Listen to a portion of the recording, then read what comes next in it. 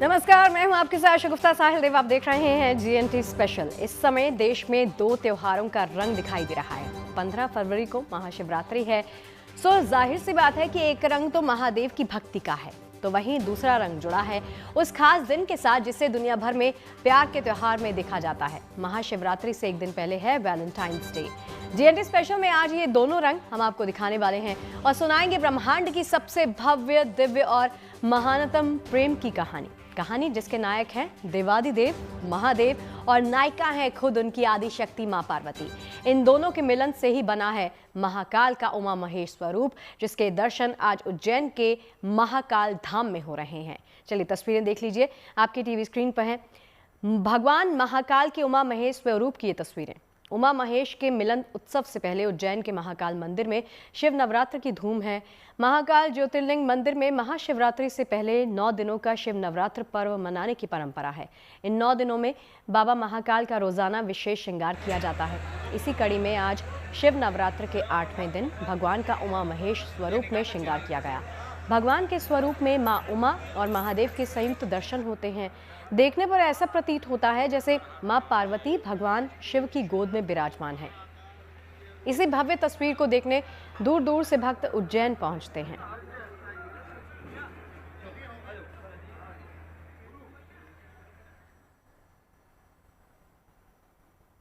तो देखिए, भगवान शिव के इसी रूप की महिमा बेहद निराली है। शिव नवरात्र के 8वें दिन भगवान को इस रूप में सजाने की परंपरा है। इस स्वरूप में भगवान महाकाल और माता पार्वती संयुक्त रूप से भक्तों को दर्शन देते हैं।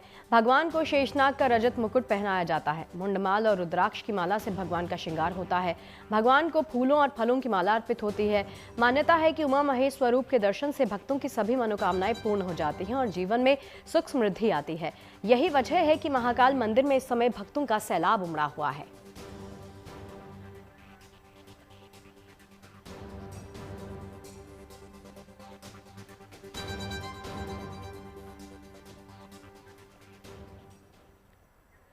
दो पूर्ण और एक अधूरे शब्द से मिलकर बना है प्रेम, पर इस एक शब्द में संसार की उत्पत्ति का सार भी हो सकता है, संसार के कल्याण का मार्ग भी हो सकता है। ये समझना हो तो समझनी होगी संसार की सबसे अद्भुत प्रेम कहानी। कहा जाता है कि प्रेम शब्द भी अपूर्ण है, इसीलिए हर किसी को ये पूर्ण रूप से नहीं मिल पाता, परंतु शिवजी और पार्वती जी की प्रेम कहानी अनेक कष्टों के बाद ही सही पर पूर्णता वाले प्रेम का प्रमाण है। चाहे इस प्रेम को संपूर्ण होने में युग युगांतर लगे हों, इस प्रीत में पार्वती जी का कठोर तप तो शिवजी की सदियों की प्रतीक्षा भी समाहित है। इन दोनों ने जितने अद्भुत जीवन साथी आज तक कोई नहीं हो पाया। महाशिवरात्रि का महात्योहार शिव और शक्ति के उसी महामिलन का उत्सव होता है। एक ऐसा दिन जब संसार के कल्याण के लिए देवी पार्वती और महादेव विवाह के बंधन में बंध गए थे। तो चलिए आज आपको सुनाते हैं कहानी शिव शक्ति के उसी मिलन की।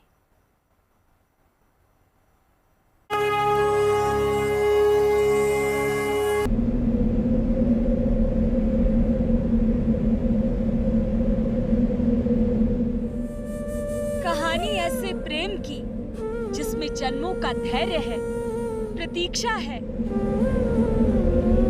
युगों की तपस्या है। प्रेम जिसमें भक्ति है, साधना है,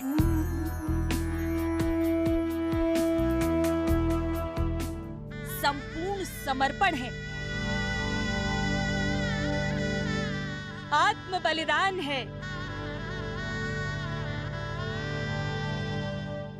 प्रेम जिसमें मित्रता है, जीवन भर साथ निभाने का वचन है।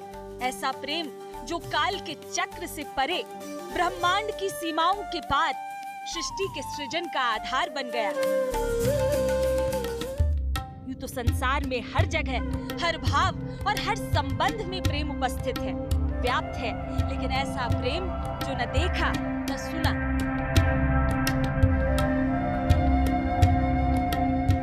एक ऐसी प्रेम कहानी जो अनादिकाल से चली आ रही है और अनंत काल तक चलेगी।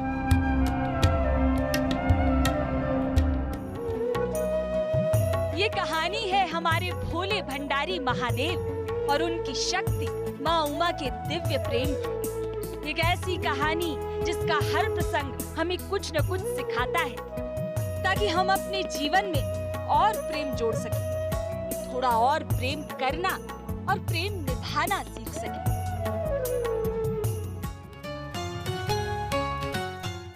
संसार की इस दिव्यतम प्रेम कथा के पहले भाग की शुरुआत होती है आदि शक्ति के प्रथम सांसारिक अवतार देवी सती के साथ। आदि शक्ति ने दक्ष प्रजापति के घर कन्या रूप में जन्म लिया।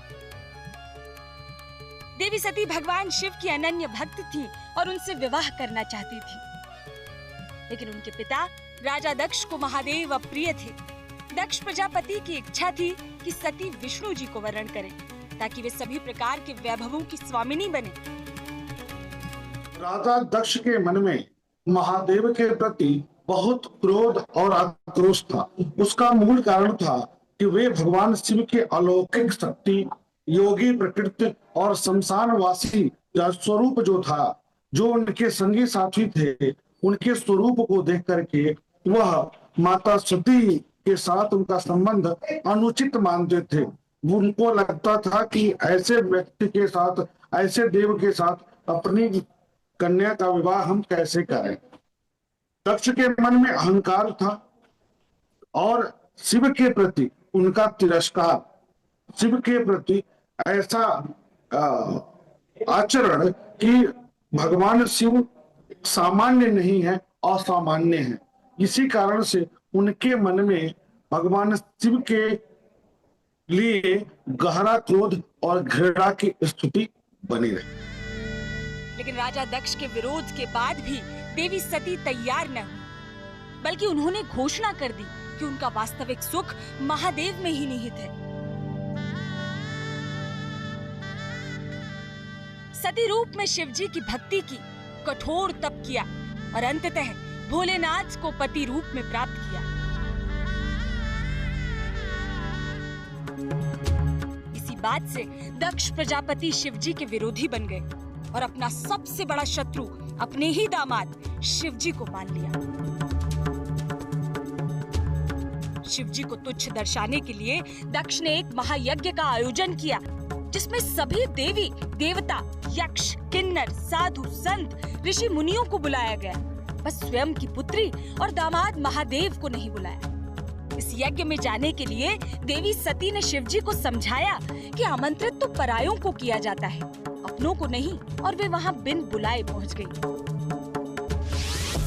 उधर महादेव के प्रति मन में द्वेष लिए बैठे प्रजापति दक्ष ने यज्ञ के दौरान महादेव का घनघोर अपमान किया। पिता दक्ष के शब्दों से आहत माता सती ने क्रोधित होकर यज्ञ की ज्वाला में खुद को समाहित कर प्राणों का त्याग कर दिया। जब शिव को पता चला तो वे गणों समेत यज्ञ स्थल पर आए और यज्ञ को ध्वस्त कर दिया। सती के वियोग में वे उनका शव लेकर संसार में भटकने लगे। उनके क्रोध की ज्वाला सृष्टि का सर्वनाश करने लगी। जब माता सती स्वयं को यज्ञ कुंड में त्याग से भस्म कर देती है, समाप्त कर देती है, तो इस पर भगवान शिव अत्यंत दुखी हो जाते हैं तथा माता सती के अधजले शव को गोद में रखकर वैराग्य में विलीन हो जाते हैं। कई दिनों तक संसार में इधर उधर भटकने के कारण सृष्टि का संतुलन बिगड़ने लगा। तब देवताओं के हस्तक्षेप से, विशेष करके श्री हरि विष्णु के हस्तक्षेप से सती का जो शरीर था वो खंडित हुआ, 51 टुकड़ों में विभाजित हुआ। अब वह स्थान जहां जहां गिरा वह सिद्धपीठ के रूप में स्थापित हुआ। शिवजी की ये दशा देखकर भगवान विष्णु ने देवी सती के शरीर को सुदर्शन चक्र से 51 भागों में विभाजित कर दिया। जहां जहां देवी सती के अंग गिरे, आज वहां मां के अंश 51 शक्तिपीठ के रूप में स्थापित हैं। सारा संसार वहां श्रद्धा के साथ शीश झुकाता है। कहते हैं समस्त संसार शिव और शक्ति का ही विस्तार है, और संसार के आधार शिव शक्ति ने अपने मिलन की कथा भी काल के कपाल पर स्वयं ही लिखी थी, जिसके दूसरे भाग का शुभारंभ होना अभी बाकी था। देवी सती के आत्मदाह के बाद उनके वियोग में महादेव घोर तपस्या में लीन हो गए थे। वर्षों वर्ष उनका वियोग कम नहीं हुआ, बल्कि बढ़ता ही गया। वे संसार से विरक्त हो गए। लेकिन समय का चक्र घूमा। इस घटना के हजारों वर्ष बाद देवी आदि शक्ति ने पार्वती के रूप में पर्वतराज हिमालय और रानी मैनावती के घर में जन्म लिया।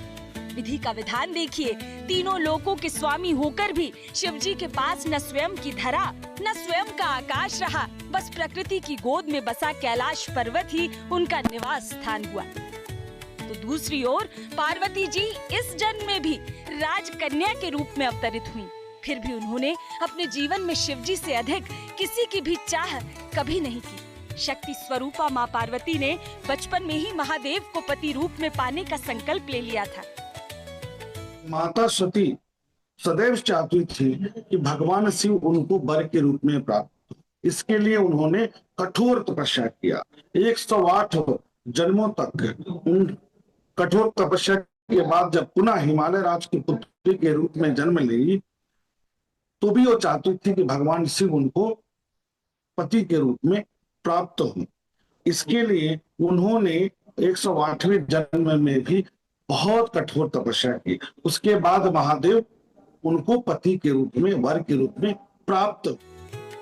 ये जानकर देवर्षि नारद ने किशोरी पार्वती जी को जीवन साथी के रूप में महादेव को पाने के लिए तपस्या का मार्ग बताया। तब पार्वती जी ने राजमहल त्याग दिया, जंगल पहुंचकर अन्न जल का परित्याग किया और कठोर तप में लीन हो गई। लेकिन उसी कालखंड में शिव शक्ति के मिलन को फलीभूत करने वाला एक और घटना चक्र सृष्टि में कहीं आकार ले रहा था। उस समय तीनों लोकों में दैत्य वज्रांग के पुत्र और असुरों के अधिपति तारकासुर राक्षस का आतंक मचा हुआ था। तारकासुर ने कड़ी तपस्या करके ये वरदान पाया था कि उसका वध केवल शिव का पुत्र ही कर सकता है। तारकासुर के आतंक से त्रस्त देवताओं ने तब शिव जी का विवाह देवी पार्वती से करवाने के लिए एक योजना बनाई। देवताओं ने कामदेव को शिव की तपस्या भंग करने भेजा। कामदेव ने महादेव की तपस्या भंग तो कर दी, लेकिन महादेव के क्रोध से वे स्वयं भी भस्म हो गए। तारकासुर को अहंकार था कि शिव जी दोबारा विवाह नहीं करेंगे, न ही उनके पुत्र होंगे, वह अजय रहेगा। देवताओं की रक्षा के लिए शिव पार्वती के तेज से कार्तिकेय उत्पन्न हुए। इसी के कारण देवताओं की मनसा थी कि भगवान शिव दोबारा विवाह करें। इसके लिए उन लोगों ने कामदेव को भगवान शिव के निद्रा को, योग की स्थिति को तोड़ने का प्रयास किया। परंतु जैसे ही कामदेव ने काम बाण भगवान शिव पर चलाया, वैसे ही भगवान शिव अपना तीसरा नेत्र खोल देते हैं और कामदेव को भस्म कर देते हैं। इसके पीछे जो कामदेव की मनसा थी, वह देवताओं के जो इच्छा थी, मनोकामना थी, तारकासुर का वध करने का के पीछे का जो उद्देश्य था, उसके कारण कामदेव को यह त्याग करनी पड़ी। भगवान शिव पर कामवान चलाना था। लेकिन बात सृष्टि के कल्याण की थी, सो अंततः देवताओं की विनती और माँ पार्वती की तपस्या से प्रसन्न होकर महादेव उनसे विवाह के लिए मान गए।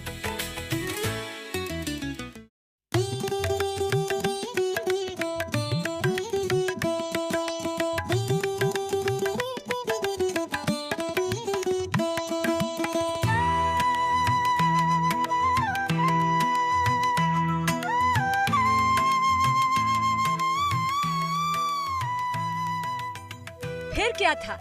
तिथि चतुर्दश कृष्ण पक्ष और फागुन का मास, महागौरी संग ब्याह रचाने नाथ छोड़ चले कैलाश। विवाह की शुभ घड़ी आई तो शिवजी बारात लेकर हिमालय के धाम पहुँचे। पौराणिक ग्रंथों में शिवजी की बारात का अद्भुत वर्णन मिलता है। इस वर्णन के मुताबिक पशुपतिनाथ महादेव की बारात में भूत, प्रेत, पशु, पक्षी, कीड़े, मकोड़े जैसे जीव तक गण रूप में शामिल हुए थे। ऐसी बारात को देखकर माता पार्वती की माँ मैनावती डर गईं और कहा कि अपनी बेटी का हाथ ऐसे दूल्हे को नहीं सौंपेंगी। रानी मैनावती भगवान शिव की बारात को देखकर के घबरा गई, क्योंकि भगवान शिव के बारात में भूत, प्रेत, पिशाच, मुख विहीन भी लोग थे। अद्भुत बारात थी। उसमें किसी के कान टेढ़े, किसी के मुंह टेढ़ा, किसी का हाथ टेढ़ा, किसी का पैर टेढ़ा। तो इस तरह की बारातियों को देख करके मैनावती डर गई कि यह कैसा दुल्हा है जिसके पीछे जो बाराती है वह भूत प्रेत है या सामान्य स्थिति में नहीं है, इससे वो चिंतित भी हो गई और डर भी हो गई। उनके चिंता का मूल कारण था कि भगवान शिव के बारात में बहुत कम मात्रा में अच्छे शरीर वाले पहुंचे थे। इसके बाद शिव जी को फूलों से सजाया गया, उनका श्रृंगार हुआ, महादेव मन महेश रूप में तैयार हुए और पर्वतराज हिमालय के आंगन में धूमधाम से महादेव और गौरी का शुभ विवाह संपन्न हुआ। आगे चलकर महादेव गौरी के पुत्र कुमार कार्तिकेय ने बड़े होकर तारकासुर का संहार किया। शिव शक्ति का मिलन एक बार फिर संसार के कल्याण का माध्यम बन गया। अनंत काल तक अलग अलग जन्मों में शिव शक्ति का ही मिलन हुआ और उसका मूल कारण क्या रहा? मूल कारण यह है कि भगवान शिव स्थिर है, इसलिए माता पार्वती, माता शक्ति अपना कई जन्मों तक भगवान शिव से विवाह करती है, तपस्या करती है, भगवान शिव को प्राप्त करती है। तपस्या करने का अर्थ होता है ऊर्जा का संकेंद्रण करती है, ऊर्जा को प्राप्त करती है। भगवान शिव स्थिर है, ब्रह्मांड में भगवान शिव ही ऐसे हैं जो बिल्कुल स्थिर अवस्था में है। शक्ति के बिना शिव शव के समान है। स्थिरता, जब तक उसमें ऊर्जा नहीं आएगी गतिमान नहीं होगा, और ऊर्जा माता सती है, माता पार्वती है। तो जब तक शव के साथ शव में ऊर्जा नहीं आएगी तब तक वह चलायमान नहीं होगा। तो भगवान शिव स्थिर है और उसमें शक्ति का मिलन आवश्यक हो जाता है। शिव और शक्ति की प्रेम कहानी सर्वोच्च आध्यात्मिक मिलन है, जहां ऊर्जा रूपी शक्ति और चेतना रूपी शिव एक दूसरे के पूरक हैं। सती के आत्म बलिदान के बाद शिव के वैराग्य में जाने और फिर पार्वती के रूप में शक्ति द्वारा कठोर तप कर शिव को पुनः ग्रस्त जीवन में लाने की ये गाथा प्रेम में विश्वास और समर्पण का सर्वोच्च उदाहरण है, जो अंततः अर्धनारीश्वर स्वरूप में परिणत हुई। भगवान का अर्धनारीश्वर स्वरूप महादेव गौरी के मिलन को दर्शाता है। आदि शंकराचार्य ने इस स्वरूप की महिमा का बखान अर्धनारीश्वर स्तोत्रम में किया है। चांपेय गौरार्ध शरीर काये, कर्पूर गौरार्ध शरीर काये, धम्मिल काये च जटाधराय, नमः शिवाय च नमः शिवाय। यानी आधे शरीर में चंपा के फूलों सी गोरी पार्वती जी हैं और आधे शरीर में कर्पूर के समान गोरे भगवान शंकर जी सुशोभित हो रहे हैं। पार्वती जी के सुंदर केश हैं और शंकर जी जटा धारण किए हुए हैं। उन देवी शिवा यानी पार्वती और शिव को नमस्कार है। महादेव और पार्वती का विवाह सृष्टि में संतुलन का प्रतीक बना। उनका अर्धनारीश्वर रूप वास्तव में यही दर्शाता है कि शक्ति के बिना शिव निष्क्रिय हैं। आदि शंकराचार्य लिखते हैं, प्राप्य चाय सृष्टुन्मुख लास्य कायै, समस्त संहारक तांडवायै, जग जन्यै जगदेक पित्रे, नमः शिवायै च नमः शिवाय। यानी उनका मनोहर और कोमल नृत्य लास्य सृष्टि को जन्म देता है, जबकि उनका प्रचंड तांडव संसार का संहार कर उसे अपने भीतर समाहित कर लेता है। वे जगत की माता हैं और वे ही जगत के पिता हैं। यही अर्धनारीश्वर अद्भुत स्वरूप है।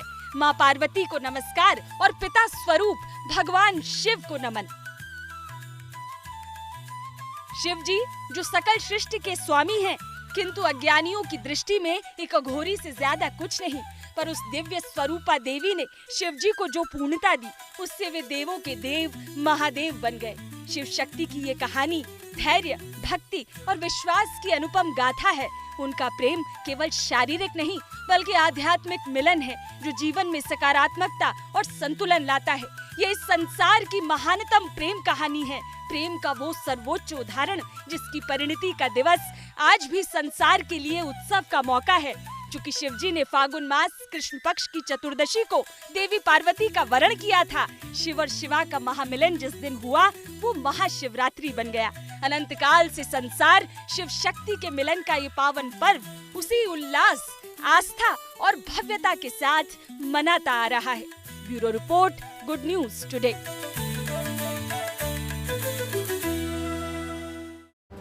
और चलिए JNT स्पेशल की आज की हमारी इस खास कवरेज में फिलहाल के लिए इतना ही। देश और दुनिया की तमाम पॉजिटिव और अच्छी खबरों के लिए आप दिन भर बने रहिए गुड न्यूज टुडे के साथ। नमस्कार।